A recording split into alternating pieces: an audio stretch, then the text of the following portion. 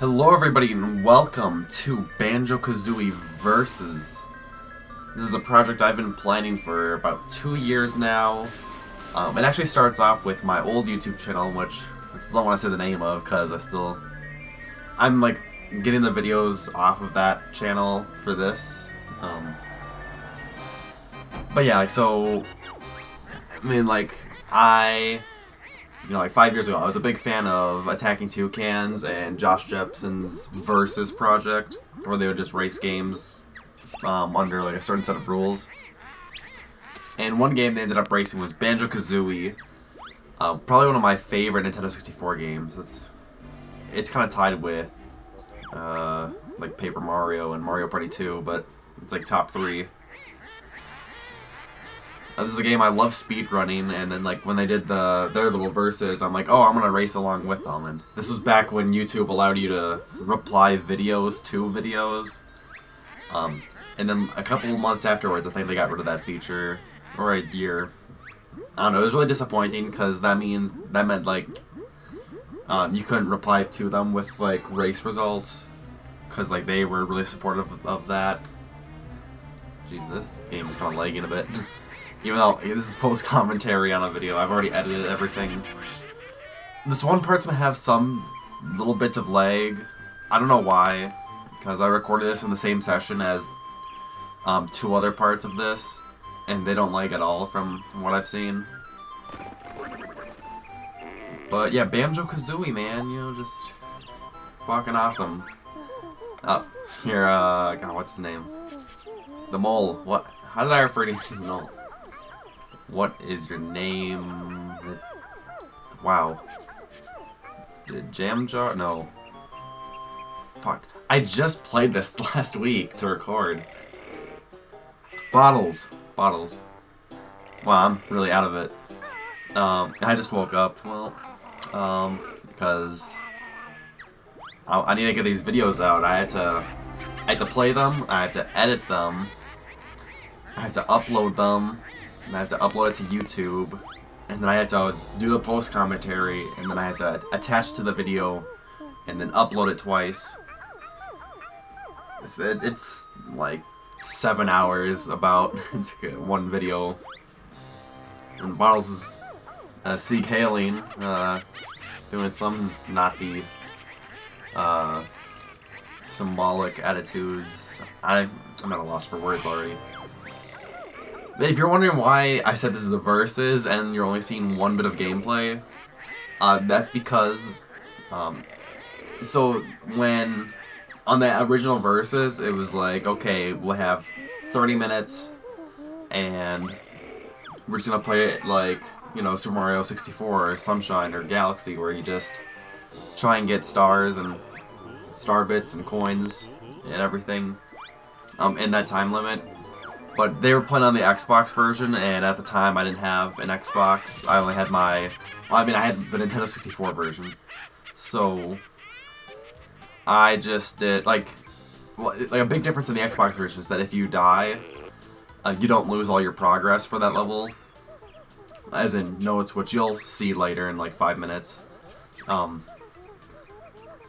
the N64 version, if you die, then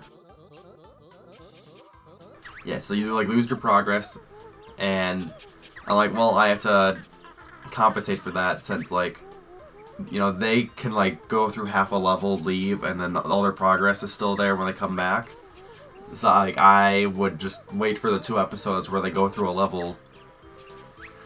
I would then try and like figure out what their time was based on the starting and ending times that they were in a level, and then I would race against those times. It was a bit hard to figure out, but it's not like those like 1 or 2 second gaps or anything made a huge difference, because I don't remember how it ended. There's 9 levels in this game, and then I included the final boss as a level because that's a pretty lengthy segment. I ended up winning like I did like a point system, but that's not what matters. I ended up winning like 7 of the levels. And there's a little bit of the lag spike that I mentioned. Yeah, I think it's just gonna like fast forward here a little bit. Yeah, but That one jump there was really difficult for me growing up.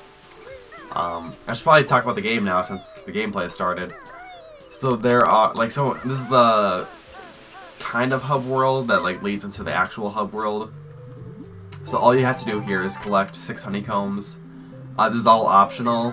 If you get 6 honeycombs, then you get you get one more bit of health in your health bar, which later on is a lot helpful, like super helpful, because you know, each level gets more difficult than the last in most cases, and you'll really want it for the final boss.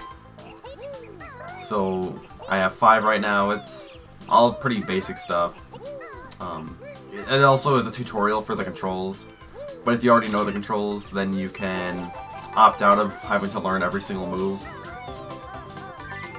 Yeah, so there we go. I just got another bit of health there. And now we just get to climb up Spiral Mountain, and in about a minute we will be actually starting the verses. Just trying to do some more speedrun tactics. This is like one of the only games I could like see myself actively trying to speedrun. I'm not like super good at like any of the super strats because I don't try them, because it seems like a lot of speedrun strategies in this game where like you get one attempt, and if you don't get it then you have to like restart the game, unless you have an emulator or like tool assisted stuff. Yeah, so we're just gonna have this cutscene that just shows 2D, our sister, when we need to save. And then after this cutscene, we'll be racing finally. I hope the setup looks good. I should probably mention now that on my old channel I didn't have a capture card. I used my Nintendo 3DS's camera feature to record. And you know what, it was all I could ask for. I didn't want to get big, I just wanted to try out Let's Playing because I'd been watching Let's Plays for the past like 3 years. And then I had my 3DS and I'm like, this is awesome. So yeah, everything on the bottom right is the Nintendo 64 from 3 years ago. And then the top left is my current gameplay. I've played the game 2 times since the original recording on the bottom right, and then this is going to be like the 3rd time playing the game since, because last year Rare Replay came out on the Xbox One, and I got that to play Conker's Bad Fur Day, but I never got to playing that yet, and now I ended up finding the Xbox updated version for $3 at a Goodwill. I haven't tried that either, even though I think it works on my Xbox 360. But I was thinking of selling the Xbox 360 sometime soon, even though I'm not going to get a lot of money out of it, but you know, it is what it is. So to unlock levels in this game, you have to find a jigsaw puzzle that you can put your jiggies in. Man, it's going to be really hard to explain all of this in 10 minutes, because that's how quick this level goes. So on the top right, I have the level's name, and I have jigsaw pieces, or jiggies, notes, and honeycombs. So I've already explained the honeycombs a bit. Each level has 2 of them, like each actual level. Then the notes, there's 100 of them in every level. I'm going to be getting all 100, obviously. This is a 100% race. Those Jinjos, the little colored guys, there are 5 in every level. And then once you get all 5, you get 1 Jiggy. And then of the Jiggies, there are 10 of them in every level. And you don't have to get all of them to beat the game, but of course, like I said, 100%. So yeah, you'll be hearing a lot of noises from doing speedrun stuff. But I'm going to be getting the Talon Trot, which is undisputably the best move in the game, because it lets you walk faster and up slopes, or most slopes I should say. Yeah, and then bottles will also, you know, fill up your health. And the camera being a bit of a bitch there, but you'll see that like in these first 3 episodes, I don't just like, well, I mean, you can't really tell, but like, I don't just do good, I do super good, because I actually tried recording the first 3 levels, and so I've been playing Minecraft for the past year, and not really any other game except for Splatoon. In both of those games, the camera is a bit more different than your average game because Minecraft always focuses on a certain point, so you can't just like rotate the camera in front of you. You have to like pick a certain camera angle. And Splatoon is, I guess because it's the third-person shooter, it has to like also work a certain way. Like you can rotate the camera in front of you, but it's not too much. Now I'm gonna learn another move, which is like the ground pound in Super Mario 64. I was trying to do it there, but I completely forgot that I still need to unlock the move. And then just looking at the current stats between us in the corner, we're both tied, but I'm already ahead on the Xbox version by a little bit. In most of the episodes I've edited so far, it's kind of not really close at all.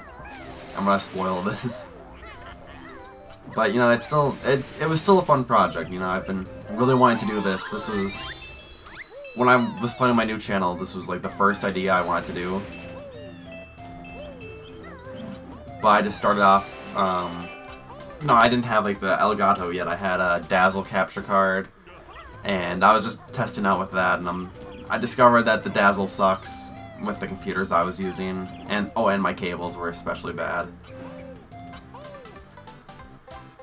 But yeah, Mumbo's Mountain. Yeah, we both just got the same Jiggy, but Xbox is 1 Jiggy ahead.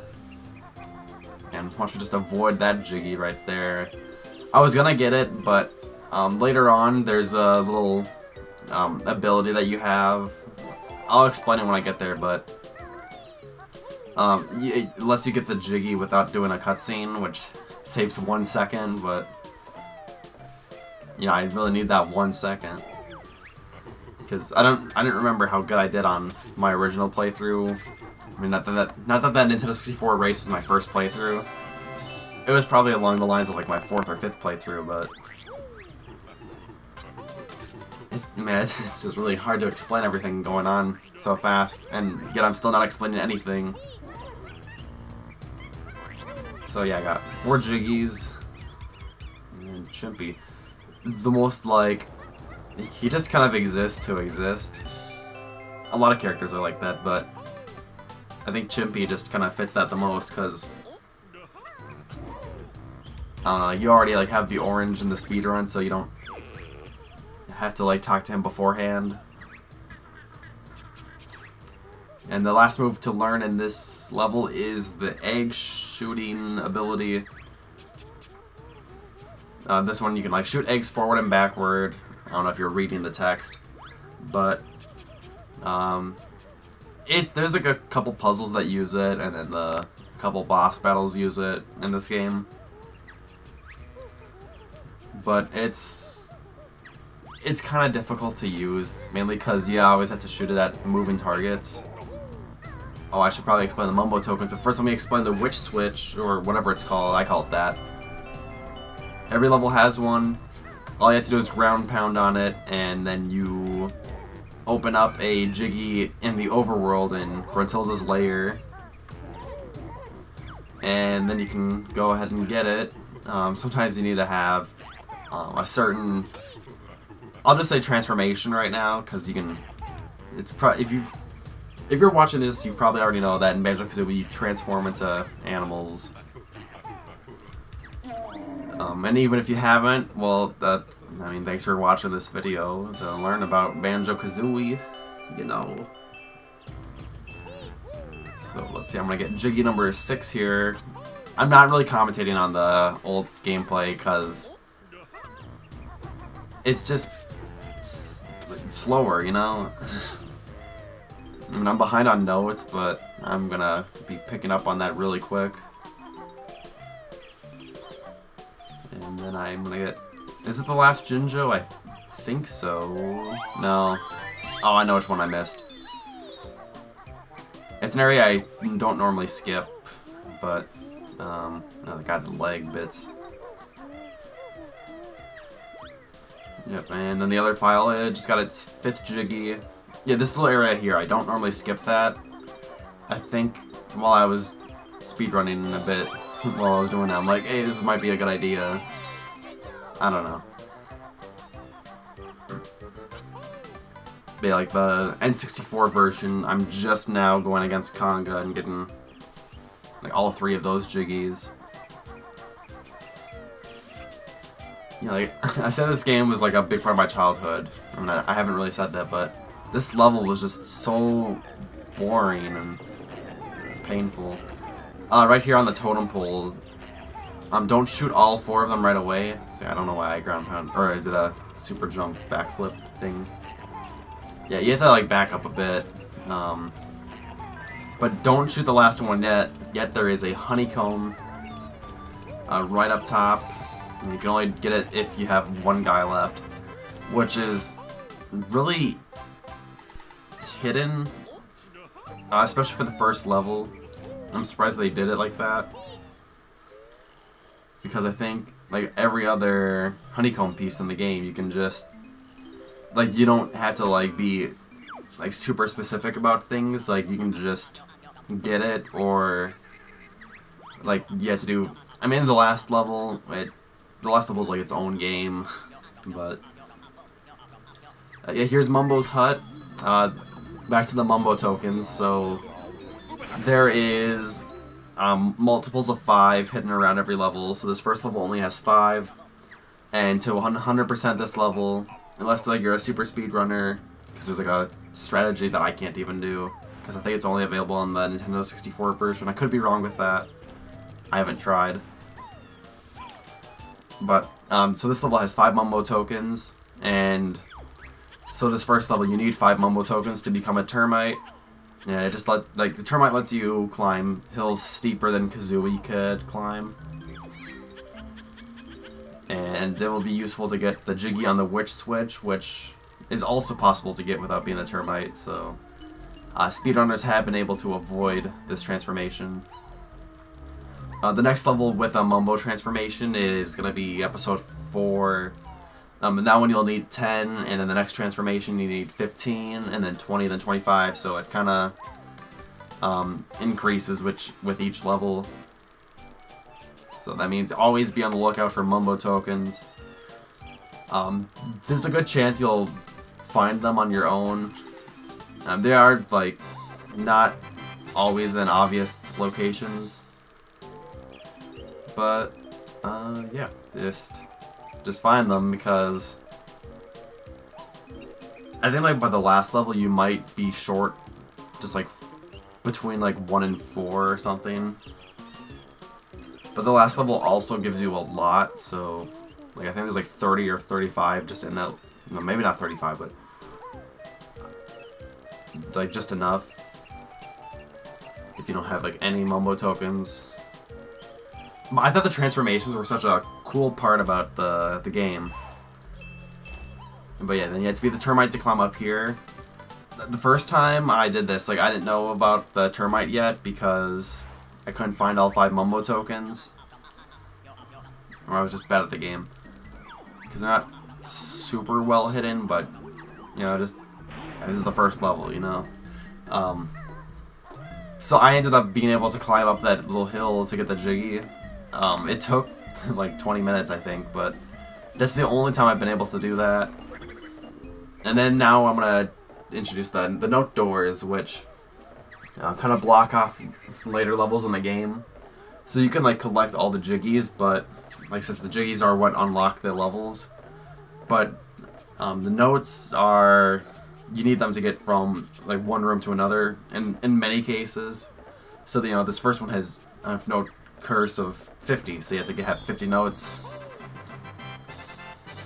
It's more difficult in the Nintendo 64 version, but I'll let it slide because I've already played this game enough times that I already know where all the notes are. And then we'll be unlocking Treasure Trove Cove, the next level, a beachy pirate-themed level inside a treasure chest. And I think I'm going to be getting another Mumbo token in the hub world here. I think I get it like around episode 7 or 8 or something of the Nintendo 64 playthrough, but I don't think I'll be showing it just because time. Then there's these cauldrons that if you find both of them in the map, then you can just jump in one to teleport to the other. It's only really good if you do like if you're bad at the game, so like you have to go back to a level again. And I'll just be pausing here to show what my time was since I was faster. So yeah, I got 9 minutes 55 seconds, which is pretty good. And then on the Nintendo 64 playthrough, I have finally gotten 100% of everything. So I will be just opening up the Treasure Trove Cove map. Of course, I had to get the Jiggy on top of the level, and then unlock the level, and open the note door. But it's just, I don't know why I was a lot slower, I guess. I don't know if like age or experience, but I honestly felt like I had some really good runs in my last playthrough, like in my original playthrough. Like I did a super speedrunny run, not really, but just like last year when this game came out on Rare Replay.